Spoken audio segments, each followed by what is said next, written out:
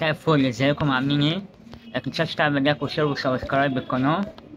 نتكلم عن عمر مرموش. الصراحة مرموش قدم 75 دقيقة حلوين من اختراقات وسرعة ومهارة، وضغط كويس. جات له فرصة وشاكا حارس صدها وجاب جون وحسب اوفسايد. عنده ثقة، عنده أداء كويس. كمان مش خايف من موقف زي خوسانوف اللي دخل جون في نفسه. وكان تحرك كذا تحرك كويس جدا، بس لولا إن لسه برضه اللعيبة مش رابطة معاه.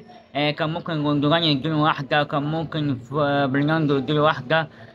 بس مبدئيا كده يعني 75 دقيقة جيدين جدا وأحسن حاجة.